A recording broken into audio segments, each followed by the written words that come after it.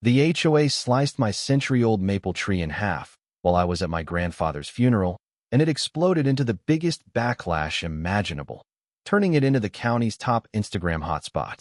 I'm talking about a tree my great-grandfather planted in 1924 with his own calloused hands after returning from the war, a spot for countless family milestones captured in faded photographs and cherished memories passed down through generations.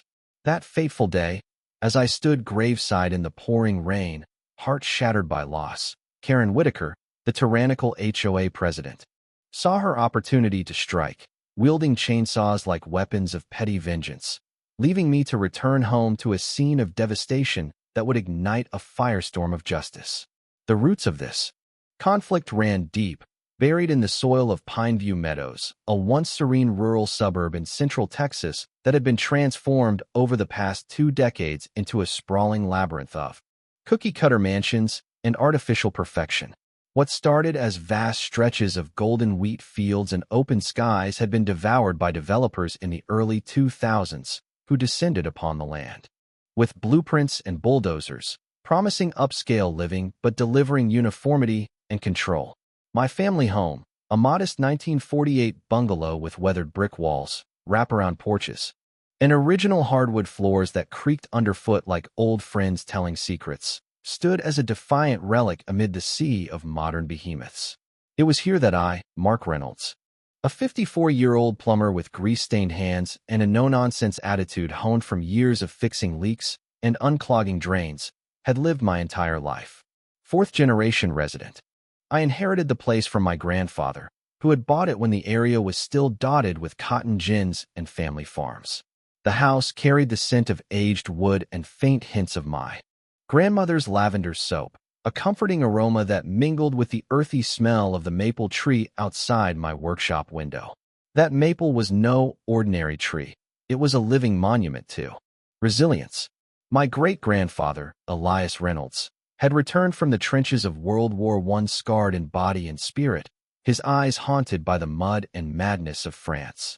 In 1924, he knelt in the dirt of his new homestead and planted that sapling, declaring it a symbol of rebirth amid the ugliness of war. Over the decades, it grew into a majestic giant with branches that spread like protective arms, providing shade for picnics, first kisses, and tearful goodbyes. I remember as a boy climbing its sturdy limbs, scraping my knees on bark that felt like history itself. Family photos lined my walls. My parents' wedding in 1965, with blossoms framing their smiles. My own high school graduation in 1989, cap tossed high into the leaves. Even my ill-fated marriage proposal under its canopy in 1995, before life taught me that forever isn't always promised.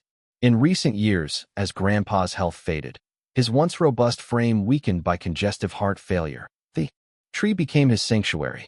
He'd sit beneath it each dawn, thermos of coffee in hand, watching the Texas sun rise over the horizon, its rays filtering through the foliage like golden threads weaving peace into his final days. But peace was shattered when the developers arrived. 15 years ago, they carved up the land with ruthless efficiency, erecting rows of oversized homes with faux stone facades and 3-car garages, all under the banner of Pineview Meadows, a name that mocked the very trees they felled to make way for progress. The Neighborhood Association, or HOA, was born from this invasion, ostensibly to protect property values, but in reality to impose a regime of conformity. My bungalow was grandfathered in, exempt from full compliance, but that didn't stop the harassment. Enter Karen Whitaker, a sharp-tongued real estate broker who relocated from Oregon 6 years prior, bringing with her a West Coast flair for micromanagement and a disdain for anything that didn't fit her vision of suburban bliss.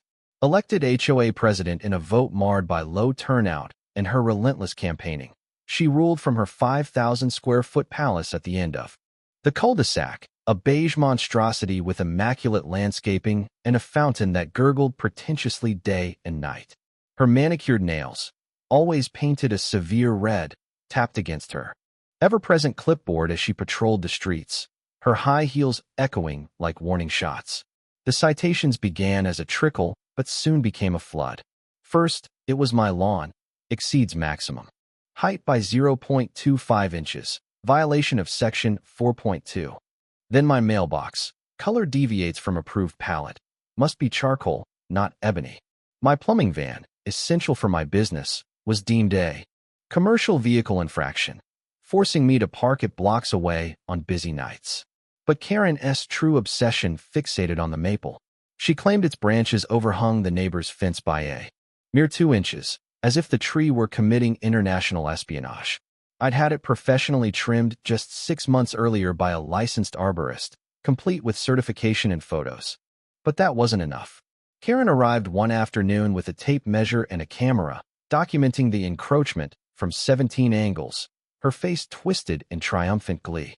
"This is a safety hazard, Mark," she'd say, her voice laced with condescension. "Widowmaker branches could fall at any moment." I argued, showed receipts, but she dismissed me with a wave, her eyes gleaming with the power of bureaucracy. Grandpa's decline accelerated the drama. For months, I juggled hospital visits, work calls, and the emotional toll of watching a giant of a man shrink before my eyes. His heart condition robbed him of strength, but not spirit. He'd joke about outlasting the doctor's predictions, all while sipping weak tea under the maple shade. The divorce from my ex-wife, finalized just weeks before his diagnosis, added salt to the wound. She couldn't handle the in-sickness part of our vows, leaving me alone in the echoey house. The tree and the bungalow became my anchors, tangible links to a lineage of hard-working Reynolds men who fixed what was broken and stood firm against storms. The funeral day dawned gray and oppressive, the Texas sky heavy with unshed rain. I left at first light, suit pressed but heart crumpled, heading to the cemetery 2 hours north in a neighboring county.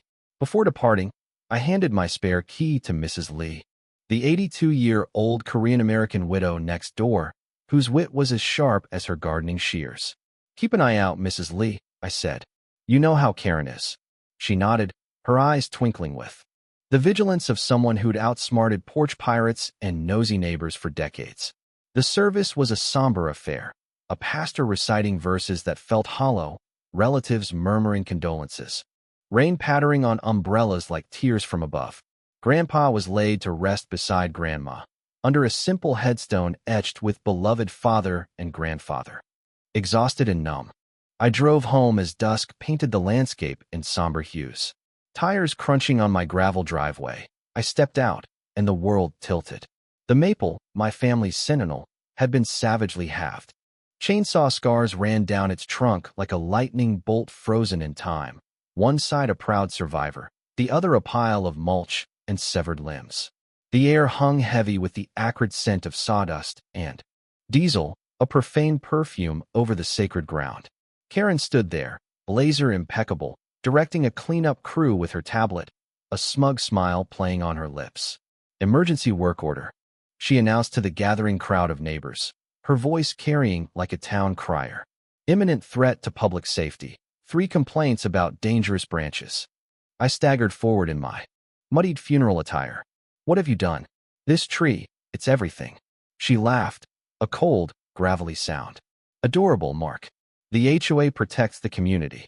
Sue if you must. Our fun will crush you." Rage and grief warred within me as neighbors whispered and pulled out phones. Some snapped photos of the bizarre sight. The half-tree looked like modern art gone wrong, a surreal testament to destruction. That night, alone in the house that now felt haunted by absence, I pored over HOA bylaws and state laws on my laptop, eyes burning from tears and screen glare. Grandpa had taught me as a union plumber that knowledge was power, the one tool no boss could take. I discovered key loopholes. Emergency powers demanded 72-hour notice for non-life-threatening issues, and trees like mine, over 50 years old, fell under environmental protections in Texas ordinances. But the real breakthrough came the next morning when Mrs. Lee knocked, bearing a USB drive and a pot of strong tea. "That woman was here at 6 a.m., measuring and plotting," she said, her accent thick with indignation. "My security cameras caught it all, professional grade. No blind spots." The footage was damning. Timestamped 6:03 a.m. Karen skulking around with tools, hours before any emergency, filing at 1:45 p.m., and the crew arriving at 10 a.m. No true urgency. It was premeditated. Digging deeper, I traced the contractor. Karen S sister-in-law's firm. Paid $3,500 without competitive bids, violating HOA rules for expenditures over $500. This wasn't just spite, it was corruption. As I compiled evidence, the half-tree's fame exploded. Social media lit up. #halftreeart trended locally, drawing photographers with high-end gear and tourists and buses. Local businesses boomed. Cafes hawked Maple Madness muffins. Kids sold lemonade to gawkers. Karen twisted it, calling it a liability nightmare, but her logic backfired as HOA horror stories poured in. Her finding a single mom for unauthorized flower beds, bullying an elderly couple over holiday lights. I enlisted Tom Harlan, a battle-hardened lawyer from Dallas, specializing in property disputes. Over coffee in his cluttered office, he reviewed the files. This is gold, Mark. Not only procedural violations, but potential embezzlement. And that tree? The 1948 deed includes an environmental covenant, perpetual protection for heritage specimens like yours, mentioned by name in surveys. We uncovered a web of fraud. HOA funds, collected from dues, funneled $52,000 over 3 years to Karen S. relatives, landscaping, fencing, even consulting from her nephew's paper-only company. The tree cut was a panic move. An upcoming insurance audit had flagged the protected status as a liability, risking exposure of the scheme. Karen needed it gone to erase evidence. The counteroffensive began subtly, but built to a roar. Anonymous threats arrived. Notes on cheap paper shoved under my door. Back off, or the rest goes. My van's tires were slashed in a parking lot. Cameras, conveniently, offline. Code enforcement visited weekly on. Fabricated complaints, wasting my time, but finding nothing.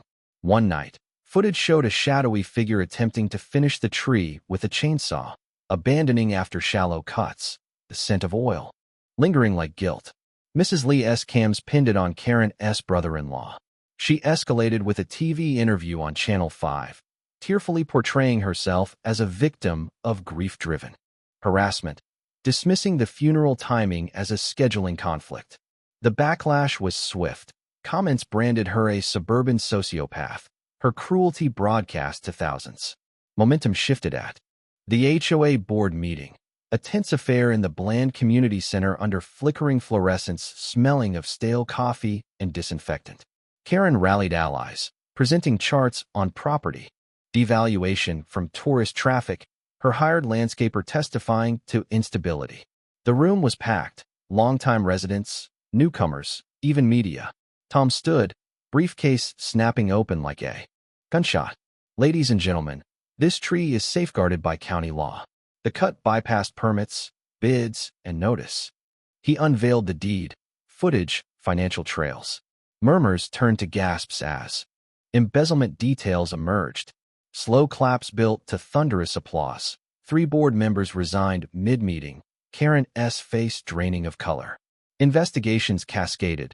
The DA filed charges for fraud, environmental destruction, false reporting. Feds probed mail fraud via bogus checks. Karen S. life unraveled. Her husband filed for divorce, protecting assets. Her real estate license was suspended. Neighbors, once silent, formed alliances, sharing tales of her reign of terror. The tree, meanwhile, drew crowds, professional shoots, school trips teaching resilience, even a documentary. Crew. The climax unfolded at City Council, a packed chamber buzzing with anticipation, cameras rolling like eyes of judgment. Karen, out on bail in an ill-fitting orange jumpsuit, sat defiant. Experts testified. Historians on the tree's legacy, arborists on its viability. The DA's rep announced 6 felonies, plus federal tax evasion. When questioned, Karen erupted in a rant. Witch hunt. Jealous of my leadership. Security escorted her as she pointed wildly, accusing conspiracies. I took the podium. You stole from us, destroyed history for greed. But we fight back. Applause shook the walls. Arrests followed for obstruction. 6 months later, the maple thrived, its asymmetric canopy a badge of survival, drawing 10,000 visitors yearly and injecting $60 000 into local economy via festivals and merch. Karen pleaded guilty, sentenced to 20 months federal prison, full $67,000 restitution, lifetime HOA ban, bankrupt and disgraced. Reforms. Transform the HOA. Transparent finances, voter approvals, ending tyranny. My life bloomed anew, business surged. I spoke at conferences on rights, and romance sparked with Elena Lee, Mrs. Lee S niece, over shared sunsets under the tree. Yet, was this justice or vengeance? Did uprooting one corrupt root heal the community, or sow deeper divisions in trust? Share your HOA nightmares. Below, what lines should never be crossed in neighborhood disputes? Like if you cheer for underdogs, comment your verdict. Fair play or foul? Subscribe for more epic tales of ordinary heroes toppling tyrants.